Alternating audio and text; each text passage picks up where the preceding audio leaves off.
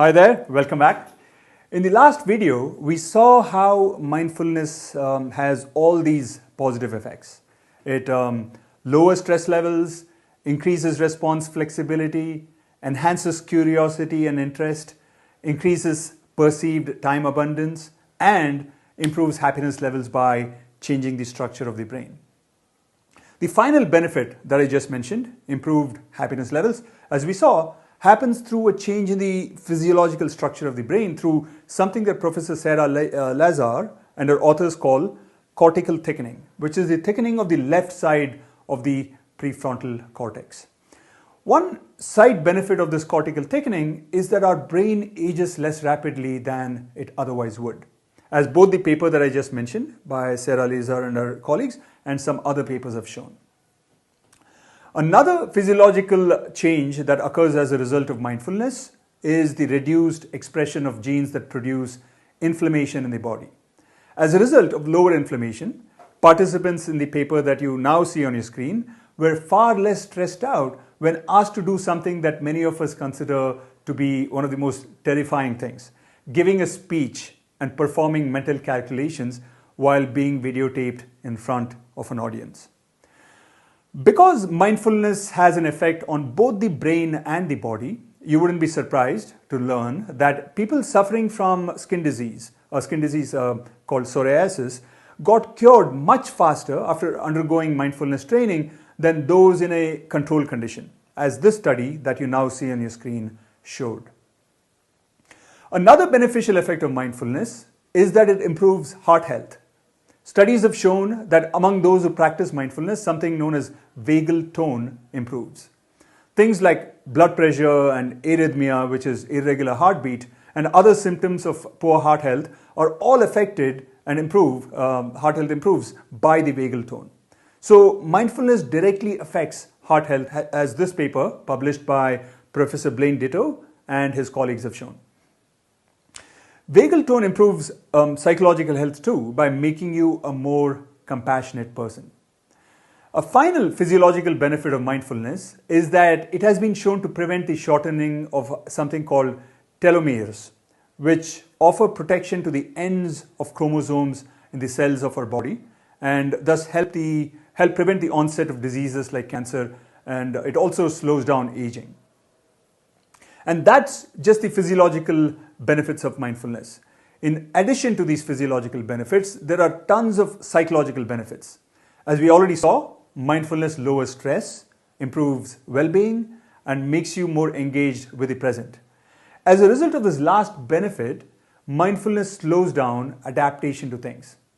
You may remember from week 2 that adaptation is one of the biggest happiness killers. And so mindfulness helps improve happiness by slowing down adaptation to things. The reason mindfulness slows down adaptation is that it makes you realize that nothing is really boring if you pay sufficient attention to it. Here's how Sam Harris, the famous atheist that I briefly mentioned in week 1, the guy with the super sensitive bullshit meter, summarizes this idea in his excellent book, Waking Up. One of the first things one learns in practicing meditation is that nothing is intrinsically boring. Indeed, boredom is simply a lack of attention. Pay sufficient attention, and the mere experience of breathing can reward months and years of steady vigilance. Sam Harris in Waking Up. I would replace the word vigilance with absorption, but I'm being nitpicky here. Sam's point, which is that nothing is intrinsically boring and that boredom arises because of a lack of attention, I think is well taken. What this means is that even the most mundane of things, like breathing in his example, can be very interesting, and you could spend hours upon hours marveling at the miracle of breathing if you pay sufficiently intense attention to it. Another psychological benefit of mindfulness, and I already touched upon this a little bit when I talked about vagal tone, is that it makes you more kind and compassionate. So it becomes easier for you to adopt the third habit of the highly happy, which is to be loving and giving. One reason why mindfulness promotes compassion is that it improves your ability to empathize with others by activating a part of your brain called the insular cortex, as this paper that you now see on the screen shows.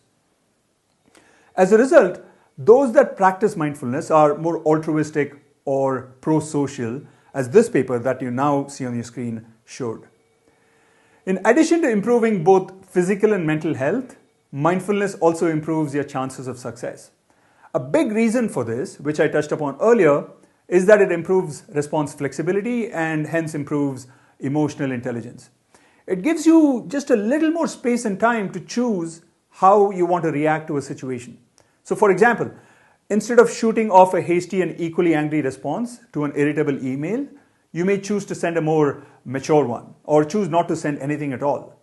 These small differences can, over a period of months or years, add up to quite a big difference in how you're viewed and rated by other people, your peers, let's say, or your bosses.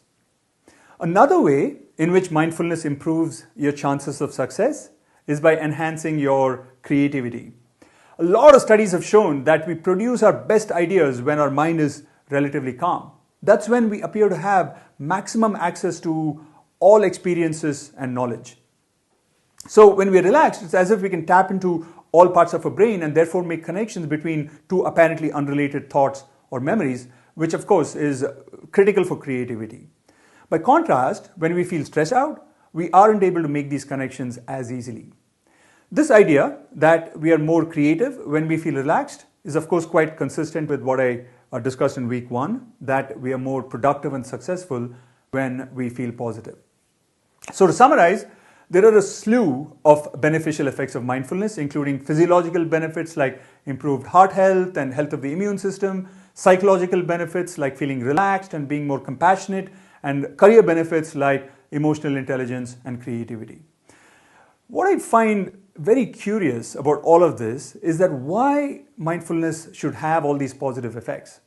After all you're trying to do when you're trying to be mindful is letting reality play itself out and merely observing it. Why should being fully aware of what's going on without judging or trying to change things lead to all these amazing positive effects? It's not very clear. I mean, it could very well have turned out that being mindful could have made us feel supremely anxious or have led to all kinds of negative effects on our heart health, immune system, telomeres, and so on. Why is it that being mindful is so good for you, your body, your intellect, and your well-being?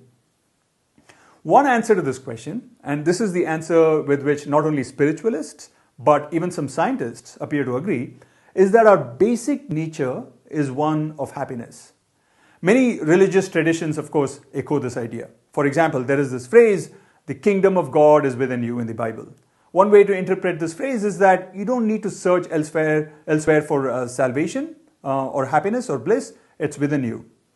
In Hinduism and Buddhism, there are even more direct references to this idea that our true nature is one of happiness or bliss. Chade Meng, the author of Search Inside Yourself, whom I mentioned in an earlier video, once asked Alan Wallace, a very well-respected mindfulness expert and author of several books on the topic, including The Attention Revolution, why is it that we feel happy when we are mindful? And here's what Wallace had to say in response, and I quote, "Happiness is the default state of the mind." Here's Shauna Shapiro, the professor from Santa Clara University, whom I had the pleasure of interviewing just a few days earlier, echoing pretty much the same sentiment. Note that I wasn't able to get a video feed of Professor Shapiro because she was commuting while she was talking to me, so you'll only hear her voice here. I agree. I definitely buy into that philosophy that our true state is one of Buddha nature. If, as all of these mindfulness findings suggest, and as Alan Wallace and Professor Shapiro agree, happiness lies within us, and the way to this source of happiness is through mindfulness, wouldn't you agree that it would be a smart thing to do, to learn mindfulness? And yet, most of us, even those who are very familiar with mindfulness as a concept or as a practice, find it difficult to get around to practicing it on a regular basis. Why is this the case? That's the question to which I will get to in the next couple of videos. See you soon.